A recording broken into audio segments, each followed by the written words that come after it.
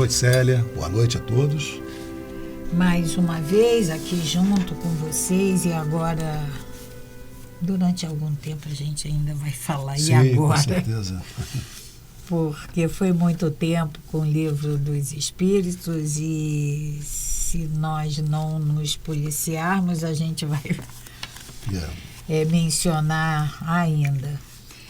Mas agora nós estamos no estudo do Livro dos Médiuns, que, como Kardec nos disse, é um livro importante para todos nós, até porque todos nós somos médiuns, mas especialmente, obrigatoriamente, apesar da doutrina espírita não nos obrigar a fazer nada.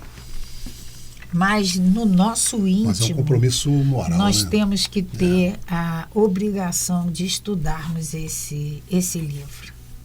Todos os médiuns, intimamente, precisam ter essa obrigação de estudar o Livro dos Médiuns. Não é ler o Livro dos Médiuns, é estudar seriamente o livro.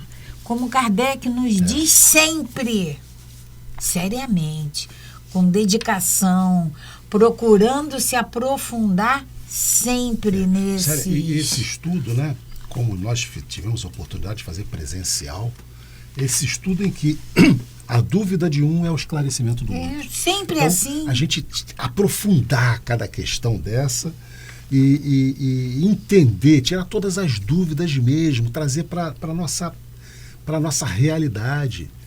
Porque é o que você falou, não é só ler, é estudar, aprofundar esse entendimento. Como Kardec cita para nós toda hora aqui. Toda hora ele fala da seriedade que nós precisamos ter com esses ensinamentos da doutrina.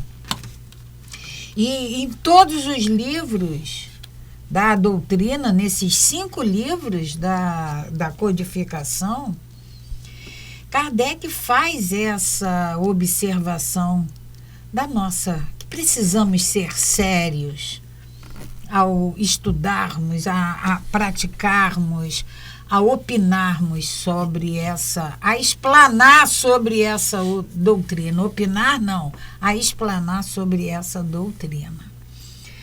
E ele, como professor que ele nos dá isso didaticamente formulado. Ele vem nos explicando, primeiro, se há espíritos. Lembram que nós... Sim, o capítulo teve a introdução, capítulo 2, né? Primeiro capítulo, efetivamente, ele entra na questão se há espíritos. Há espíritos. Porque se nós chegarmos a... Não, espíritos não existem, então fecha o livro e vai embora. E não tem que estudar nada. Perfeitamente. No segundo capítulo, nós falamos do maravilhoso e do sobrenatural. Então, Kardec tratou de desmistificar o milagre. Não existe sobrenatural, não existe o maravilhoso. O que existe é a nossa falta de conhecimento para explicar aquilo que acontece. Então, Célia, quando Jesus faz aquela cura do cego, em que ele pega a terra e manipula com saliva, ele estava ali produzindo medicamentos que nós não conhecemos. Ele conhecia. Ele já conhece, e conhecia naquela época e muito mais agora. Não é? Então, para nós, né, Célia, olha só, se nós tivéssemos, quando nós estávamos lá, a pegar aquele homem lá da área da época primitiva, e mostrasse para ele a penicilina, ele ia falar que aquilo era um milagre. Era um milagre. E não é milagre, é porque o homem daquela época já sabia manipular aquelas substâncias e fazer os antibióticos, os medicamentos que nós temos hoje. Né? Então, para muitos que não tinham essa condição, achar que hoje a nossa indústria farmacêutica opera milagres. E não é. É conhecimento que foi adquirido com o tempo. Jesus era um espírito que tinha muito tempo já de vida. Ele já era. Já tinha muito conhecimento. Ele já era Quando esse orbe se desprendeu da Do massa solar, ele já era o Cristo. Ele já era o Cristo. Então, a ele foi dado esse grupo de espíritos, 25 bilhões, 30 bilhões, algo que se fala, para que ele conduzisse daquela forma que nós estávamos, que fomos criados por Deus, a angelitude. E ele está nos conduzindo com toda a paciência, porque a espiritualidade não tem pressa, sabe? Então, esse conhecimento que nós temos hoje, há 100 anos atrás, nós não tínhamos. Há 200, há um século atrás, nós não tínhamos. O progresso, a evolução é uma lei de Deus. Então, nós vamos evoluir. Não podemos considerar milagre o que é feito hoje, porque a gente não conhece a causa. Exato. E aí ele vem com um método. Ele nos diz aqui no método que nós temos que partir do teórico para o prático. Ele nos diz quando a gente ouve, não, eu quero o prático. Eu quero a demonstração. Quero ver a experiência, eu quero a demonstração. Mas a gente precisa entender por que aquilo acontece. Não é assim.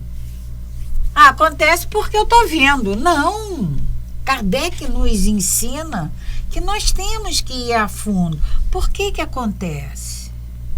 Depois nós vamos para os sistemas. E depois a gente entra, então, eu acho que é... A gente, né, Célia, está trazendo ainda dentro dessa, só como exemplificação, né? O estudo da meteorologia, hoje a gente tem os diagnósticos muito mais precisos, porque há equipamentos que medem, após estudos mais aprofundados, e eles conseguem exatamente medir pela velocidade do vento, pela intensidade do sol, pelas nuvens, pelos deslocamentos, chegar à conclusão de que hora vai chover. Com exatidão. E a quantidade, né? A quantidade de chuva que vem. Olha só que coisa. Mas isso como foi? É experiência? Não. Não. É adivinhação? Não. É estudo. Foi através de muito estudo que se chegou a esse conhecimento. Não adianta só você, choveu ou não choveu, teve raio ou não teve, choveu muito ou choveu pouco. Para se saber isso, foi preciso de muito estudo. E é o que Kardec diz aqui para nós. Não adianta, dentro da doutrina espírita, no espiritismo, nós querermos só nos fixarmos no fenômeno, que é o que todo mundo, muitas das vezes, quer. São os efeitos físicos, né? Eu quero conversar com o espírito, eu quero saber do meu futuro. Eu quero saber se eu vou passar de ano, se eu vou conseguir ganhar dinheiro, se eu vou passar na prova de concurso. Eu quero saber. Mas será que isso é justo? Será que isso... Nós temos que estudar. E aí nós estamos nessa primeira parte que nós já falamos isso, talvez semana passada, mas não custa nada repetir. Essa primeira parte do espírito, sobrenatural, o milagroso, o miraculoso, o sobrenatural, o método, os sistemas. Isso é muita teoria, mas é uma teoria que precisamos. Tem importância. Depois, então, na segunda parte, aí a gente vai entrar nas manifestações espíritas. Aí é coisa mais... que nós temos uma experiência maior, já vivenciamos isso. Então fica mais, como podemos dizer mais assim... Mais interessante, né? Mais light, mais suave. Agora é muita teoria. Mas é necessário. Mas é necessária porque se assim não fosse, não estaria aqui. Então vamos agradecer a Deus, nosso Pai, agradecer a esses amigos espirituais, agradecer ao nosso Mestre Jesus por todo esse carinho, por toda essa atenção, por todo esse amor que dedica a todos nós. E te pedimos, Pai, que nos ajude a perseverar nessa busca desses ensinamentos, nessa nossa busca, nessa nossa necessidade de nos tornarmos seres melhores, mais dignos de sermos criaturas do nosso Criador. Que assim seja. Graças a Deus. E como nós sempre fazemos, já viemos fazendo há muito tempo e vamos continuar, uma página de reflexão para a nossa semana, que vocês lerão conosco, e ela diz o seguinte: ainda que seu passado tenha marcas, seu futuro está intacto. Faça boas escolhas. Então, essa mensagem, quando nós escolhemos, ela me leva a um sentimento que é muito comum em todos nós: a culpa. Porque erramos. Erramos lá no passado, continuamos a errar, e esse erro a gente precisa ter essa consciência. Eu vou ter oportunidade de reparar, eu vou ter oportunidade de não cometer novamente. Eu tenho um sentimento dentro de mim que se chama arrependimento. Nós não podemos carregar, deixar que esse sentimento de culpa se avolume de uma tal maneira, porque ele vai nos prejudicar. Muitas das vezes, nós erramos porque queremos errar. Muitas das vezes nós erramos porque não conhecemos. Erramos. Poxa vida, quantas vezes nós nos pegamos falando assim: poxa vida, eu não devia de ter feito aquilo. Poxa vida, eu não devia de ter falado, de ter agido, de ter feito o comentário. Quantas vezes nós falamos isso? Mas não é porque falamos que nós vamos nos castigarmos. Nós vamos ter que melhorar. Isso aí com certeza. Nós temos que não fazer novamente, porque se eu estou arrependida de ter falado, se não foi da boca para fora que eu falei, por que eu fiz isso? Se não foi da boca para fora, se veio aqui de dentro um arrependimento sincero, eu tenho que pedir a Deus, o nosso Pai, que me dê força para não repetir o ato, para reparar o que eu fiz. Então, esse futuro, por isso é chamado de futuro, é o que há de vir. Eu não posso, eu tenho que ser hoje melhor do que ontem e amanhã melhor do que hoje. Essa busca sempre, né, Célia, pela melhora que nós temos que fazer. Essa colocação de hoje, né, ainda que o seu passado tenha marcas, seu futuro está intacto, né, faça boas escolhas, traz para nós exatamente isso. Muitas das vezes a gente encontra pessoas, né, ou nós mesmos já pensamos, não tem mais jeito não, essa vida, essa encarnação já não tem mais jeito. Tem sim. Sempre tem. Mesmo que seja um dia sequer. Que seja. Um segundo. Um segundo que seja. Né? Mesmo que seja um segundo Pai, que perdoa. Seja. Esse arrependimento, essa esperança, essa nova esperança no futuro, ela vai ser válida para você.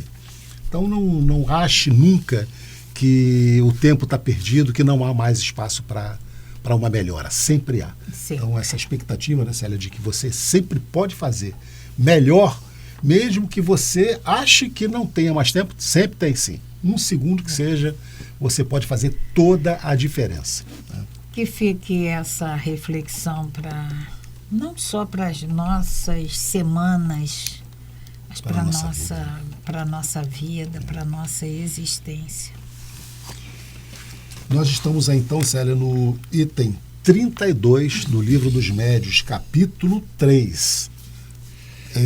Ainda a parte primeira do livro, né? Está falando sobre o método. No item 32, Kardec traz assim para nós. Ainda outra vantagem apresenta o estudo previsto da teoria. Kardec está trazendo, como a Célia falou logo no início, né? Toda essa teoria, espíritos, do maravilhoso, do sobrenatural e agora do método. Então, ainda outra vantagem apresenta o estudo prévio da teoria, a de mostrar imediatamente a grandeza do objetivo e o alcance desta ciência. A teoria vai mostrar exatamente isso, o alcance, né, desse estudo. Aquele que começa por ver uma mesa a girar ou a bater, se sente mais inclinado ao gracejo, porque dificilmente imagina que uma mesa possa sair que uma mesa possa sair uma doutrina regeneradora da humanidade. Mas não é? Como que é aquela mesa? A gente lembrando, né, Célia, lá quando Kardec, em 1850, 60 mais ou menos, ele tem notícia daquelas mesas que flutuavam, das cadeiras e das mesas que flutuavam e respondiam pergunta, e ele vai lá se certificar a convite de um amigo, 2 anos depois, no primeiro convite ele se recusa aí. Ele imaginava que fosse uma brincadeira. E ele, no segundo convite do senhor Fortier, ele então vai e comprova, mas ele verifica que ali não havia só um efeito físico, não era só uma mesa que girava, havia algo de inteligência, porque a mesa respondia perguntas. Então Kardec disse, peraí, efeito físico, tudo bem, ele estudava o eletromagnetismo, mas a mesa responder perguntas é quando ele tem a informação de que quem estava ali, ele pergunta, e a mesa responde para ele. Aqui quem fala é a alma de um homem que já viveu na Terra. E aí Kardec, na verdade não era o Kardec ainda, era o Denisard Rivaio, o Hippolyte, ele se surpreende com aquilo. Ele diz, peraí, eu preciso aprofundar esse estudo, eu quero saber o que é isso, né? Então é o que ele está trazendo aqui para nós, né? Quem visse aquela mesa flutuando ia simplesmente gracejar, brincar, e o que foi o que se transformou naquele momento na França. Era o programa. Era motivo de final de semana as pessoas brincarem de ver as mesas flutuarem. Mas Kardec enxergou muito mais que isso, né? Temos notado sempre que os que creem, antes de haver visto, apenas porque leram e compreenderam, longe de se conservarem superficiais, são, ao contrário, os que mais refletem. Então, aqueles que estudaram, aqueles que têm um conhecimento teórico maior, eles se interessam mais. E depois estudaram, leram, estudaram e aí participaram do fenômeno. Aí tem um entendimento muito maior, né? Dando maior atenção ao fundo do que a forma. Ou seja, a partir do momento que você já sabe o motivo pelo qual aquela mesa está flutuando, você já enxerga muito mais, você já tem uma reflexão muito maior do que está por trás daquilo ali, né?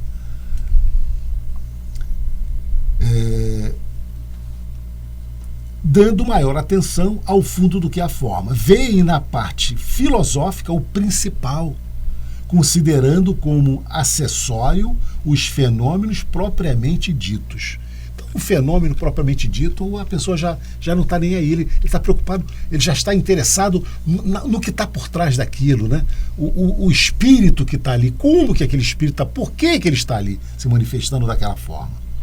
Declaram, então, que, mesmo quando estes fenômenos não existissem, mesmo que esses fenômenos não existissem, ainda ficava uma filosofia que só ela resolve problemas até hoje insolúveis, que só ela apresenta a teoria mais racional do passado do homem e do seu futuro. Ora, como é natural, preferem eles uma doutrina que explica as que não explicam ou explicam mal. Então, a procura maior é pelo entendimento, pela compreensão. Porque é uma batida que a gente ouça, aí a gente para e aquele negócio, aquele som, aquele ruído se repete. Aí a gente para e ele se repete. Todo mundo sai correndo, né? Com medo. Mas se nós temos a explicação de que quem produz aquele ruído é um ser como nós, desencarnado, sem o corpo físico, fica mais fácil de entender do que é sobrenatural, é maravilhoso. É porque a gente precisa ter explicação para tudo, porque a gente não passa pelaquela fase do porquê. Por quê? Sim, por quê? Por quê? Porque nós somos indagadores. Por que e num determinado momento a gente para, né? Em se tratando de religiosidade, a gente não tem essa mesma curiosidade de entender o porquê. Porque não é resposta. Quem quer que reflita compreende perfeitamente bem que se poderia abstrair das manifestações sem que a doutrina deixasse de subsistir. As manifestações a corroboram, confirmam, porém, não lhe substituem a base essencial. O observador criterioso não as repele.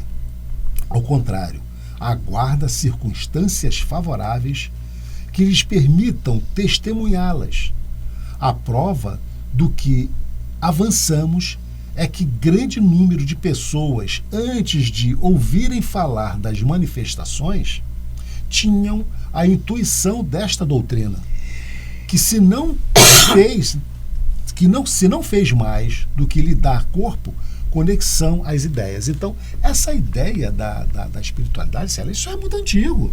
Nós temos relatos lá das pitonísias na época, né?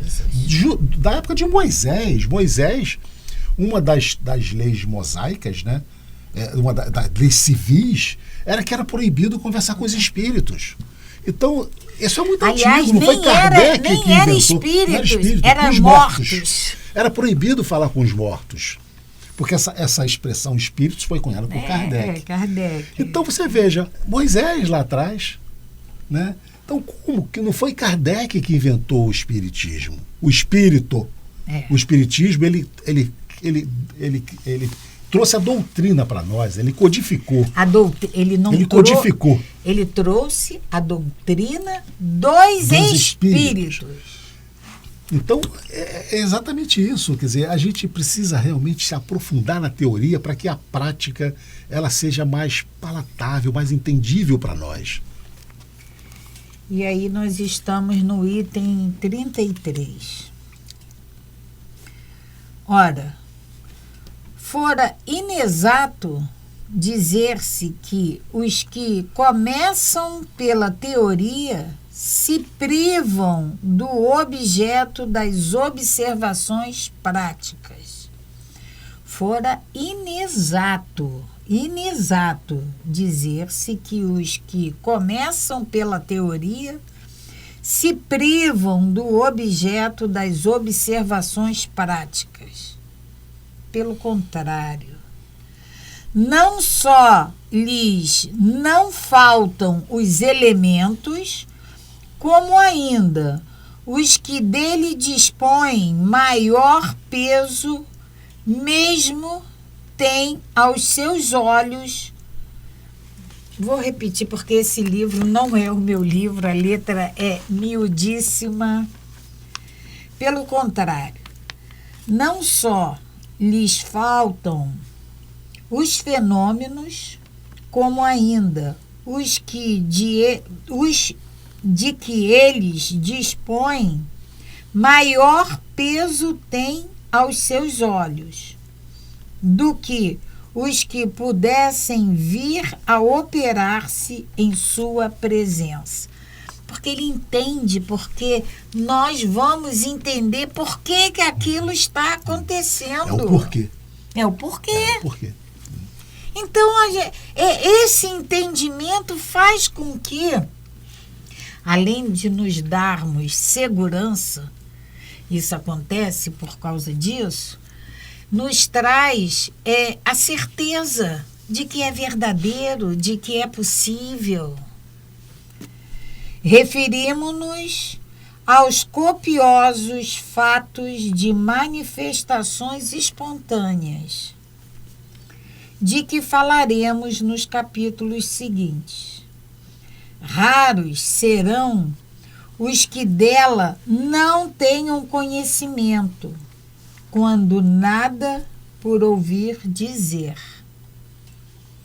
Outros conhecem algumas consigo mesmo ocorridas, mas a que não prestaram quase nenhuma atenção. Essas manifestações espontâneas, Kardec está nos dizendo que nos acontece a todo momento.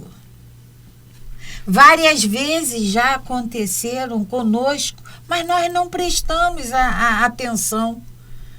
Isso não quer dizer que essas manifestações espontâneas não existem. Existem. Mas a gente não presta atenção e a gente não percebe. É o que Kardec está dizendo aqui. Referimos-nos aos copiosos fatos de manifestações espontâneas, de que falaremos nos capítulos seguintes. Raros são os que delas tenham conhecimento, quase nada, por ouvir dizer.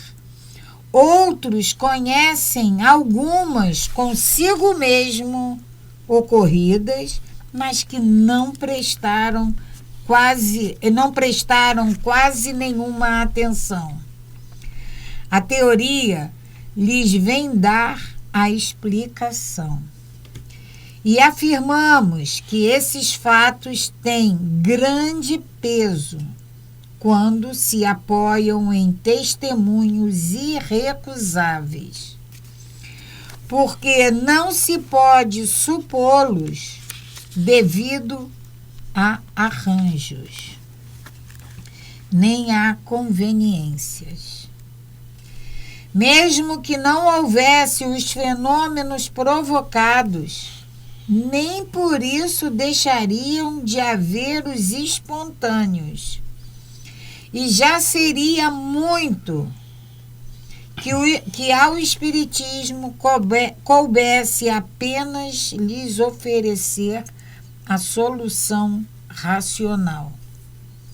Assim, os que leem previamente reportam suas recordações a esses fatos que se lhes apresentam como uma confirmação da teoria.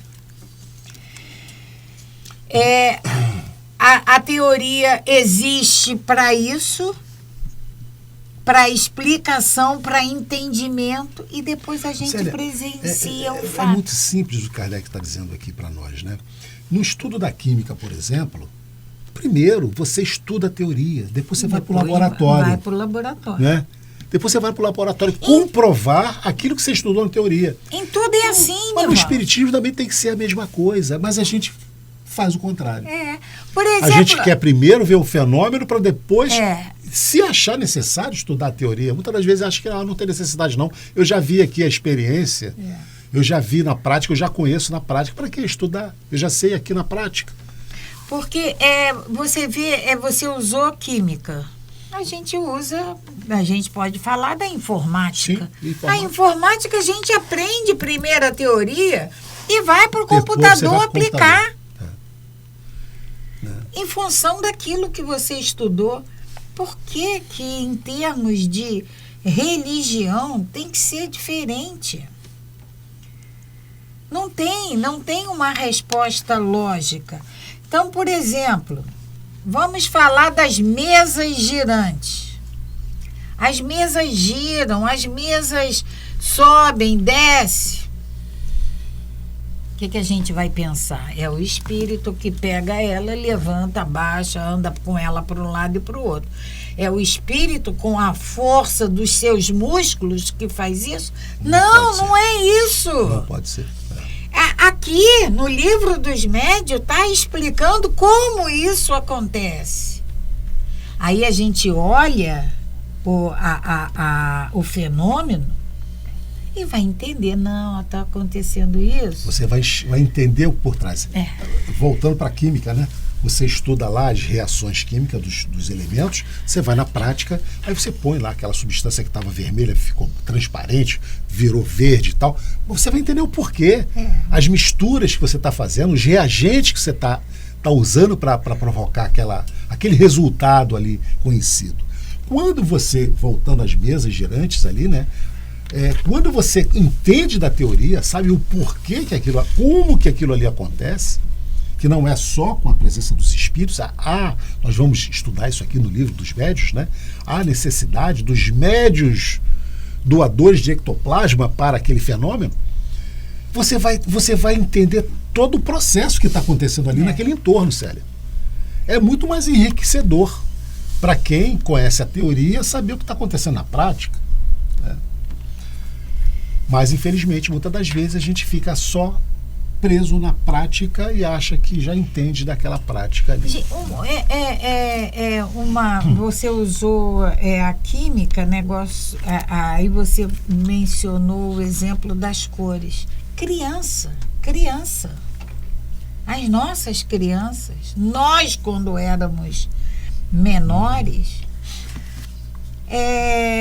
a gente lia lá, ou alguém falava pra gente, mistura o vermelho com o amarelo. Então, parte da teoria e pra gente alcançar, por exemplo, eu não sei se dá verde, dá? Não, dá verde o amarelo com o amarelo e o azul.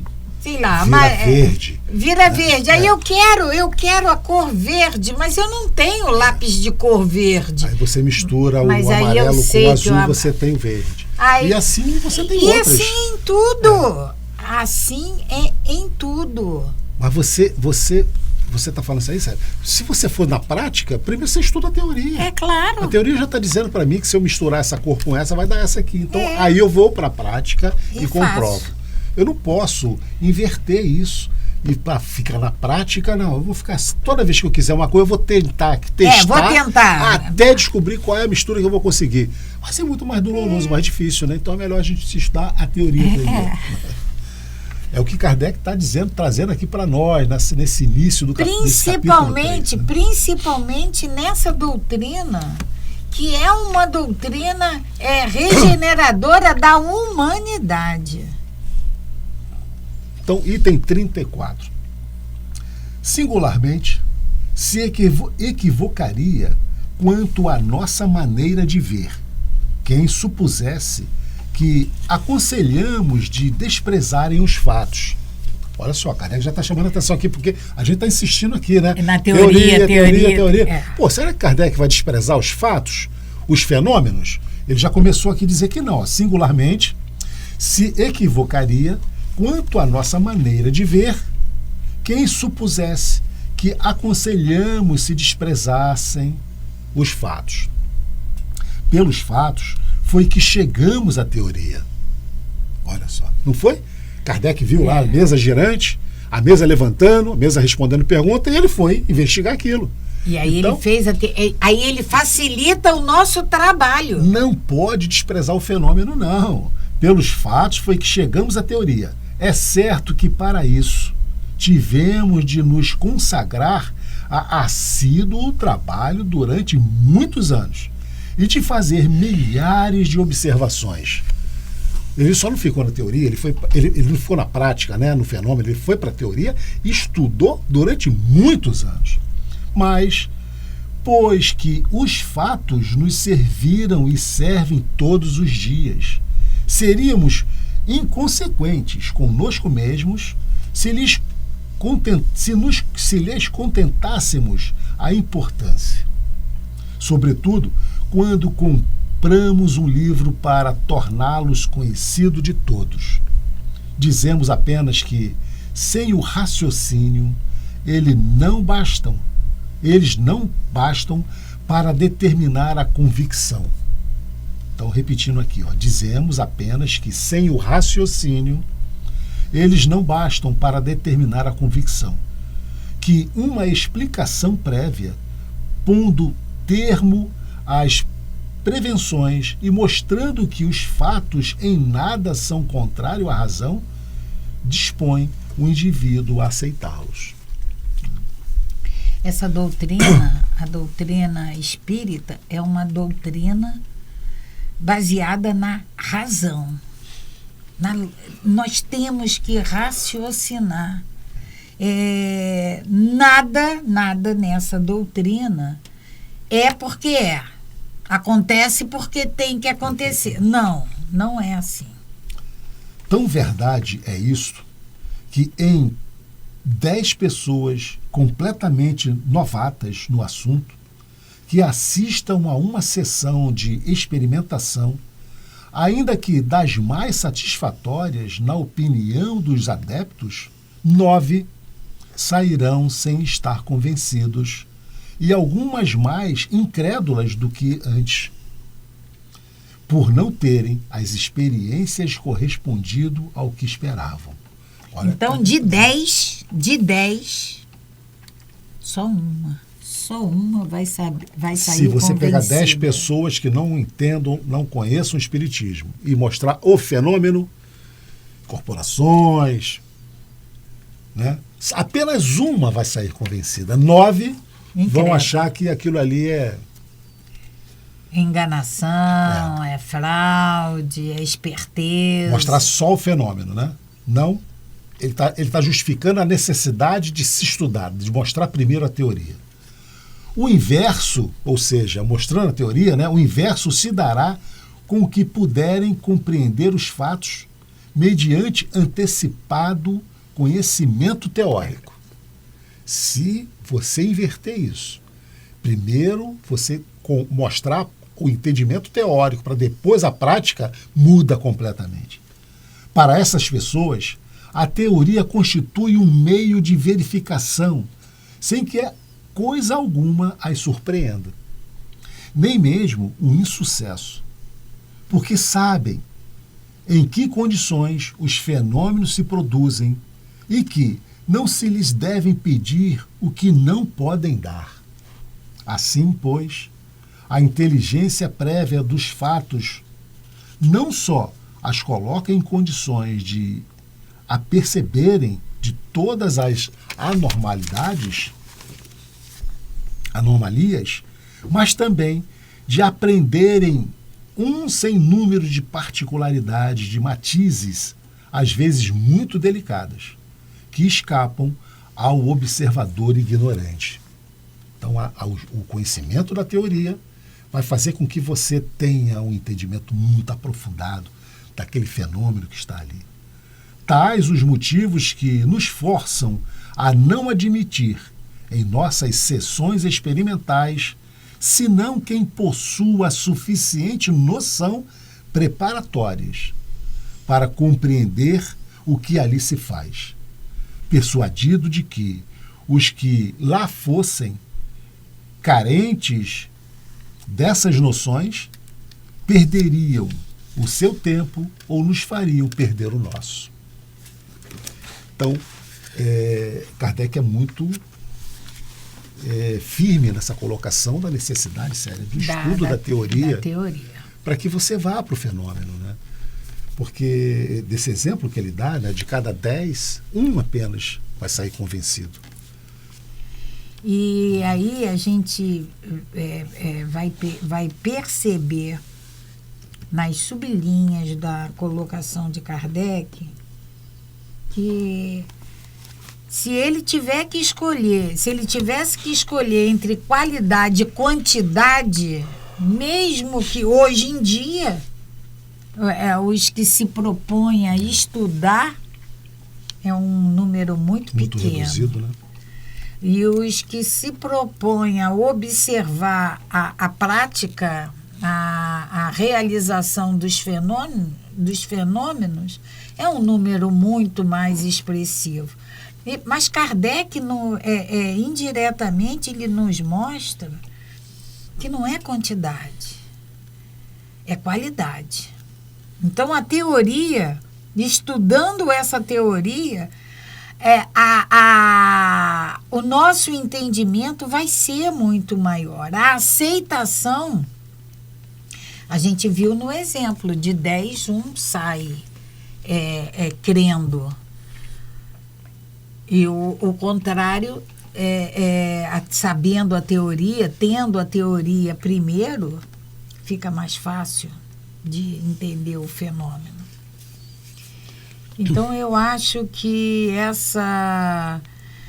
como eu já ouvi, não, estudar não preciso. Eu olho lá, há uma resistência muito grande, a gente sempre fala, isso até nas redes sociais se colocam muito, né, Célia?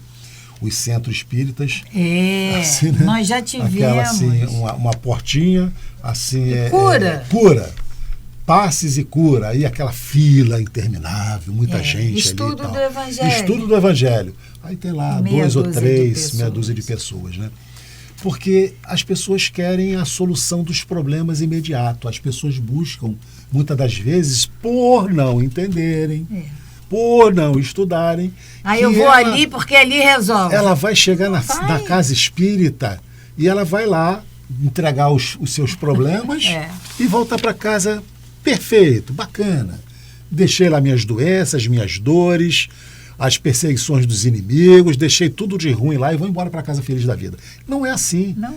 Não é assim. Essa transformação, essa mudança é interna, é nossa, é esse retrabalho que nós temos que fazer. Nós falamos isso lá no estudo do Obreiros, né? Do outro livro a gente faz, essa transformação que a gente tem que fazer em nós. Né? Aquela imagem, né, daquele uma pedra e o homem se talhando. É difícil, é doloroso sair da zona de conforto, mas é necessário, só assim que a gente cresce. E há aquele mito de centro forte e centro fraco. Né? A gente vai lá carregado de problemas, nós vamos, né? Eu já fiz isso também. A gente vai carregado de problema no centro e lá não resolve o nosso problema. Aquele centro lá é muito fraco.